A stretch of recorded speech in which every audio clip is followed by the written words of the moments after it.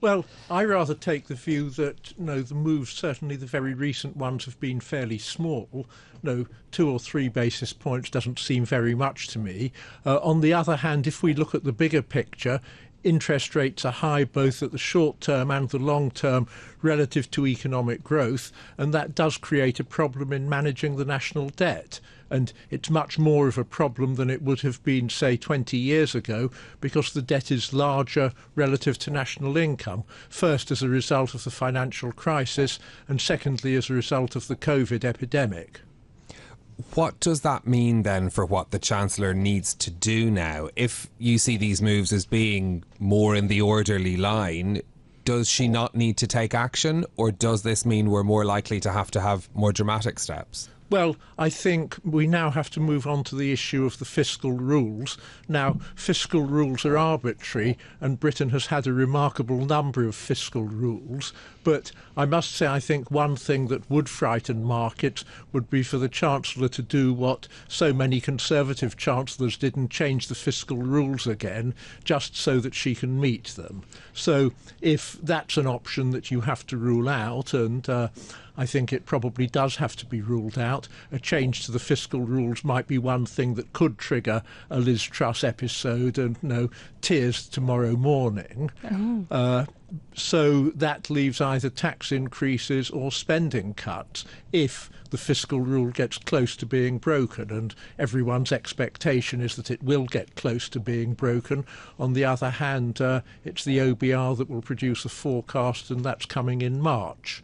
Well, indeed, Reeves indicated to us that she would choose spending cuts over tax rises if the headroom evaporated and she had to make that choice. But is there enough in efficiency savings that she could calm the market, do you think? Would it really actually need to be austerity? Well, chancellors always, or incoming chancellors in particular, always like the idea of efficiency savings. That's the gramophone record that keeps being used. And I think the truth is no one's terribly clear where there are efficiency savings and where there aren't. Productivity in the National Health Service, for example, has fallen since the epidemic. And understanding why that's happened is important. It may point the way to increasing productivity again, but you can't say that there's just a clear list of efficiency savings, cuts to public spending that can be made that no one will notice. I mean, reading or hearing about the dreadful news from California over the last few days, one wonders how far the people of Los Angeles were keen to limit public spending, and maybe, at least on fire prevention, one would think they should have spent a bit more.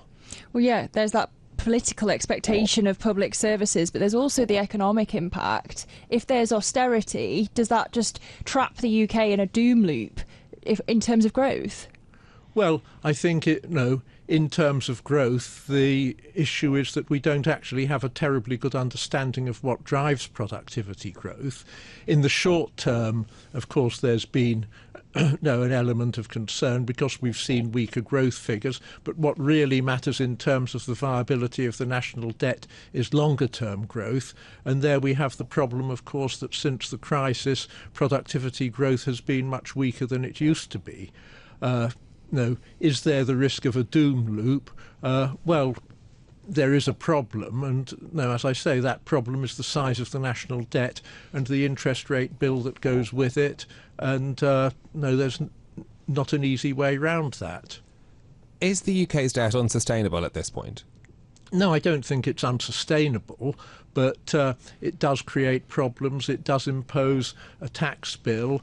At what point do you see that becoming a possibility? I mean, if we're talking about yields at 4.84% and to your point of the cost that weighs on the public finances, is there what's the scary level?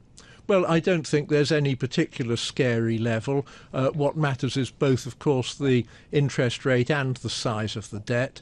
The interest rate is perhaps likely to change more quickly, but with debt approximately equal to GDP, you can see that a 1 percentage point increase in the interest rate, and we have to remember that a lot of the UK debt is financed at a short-term interest rate. Now, a 1% increase in the interest rate creates a 1% point increase in the tax bill. Of course, the government gets some of that back from the tax on interest payments on the national debt, but it's still a very material amount. Can more be collected in taxation? Yes, it obviously can, but the problem there that the Chancellor has is the promise she made that no, she was only putting up taxes once, and that the more general issue that the Labour government agreed not to, or said they wouldn't increase of any of the main revenue-raising taxes.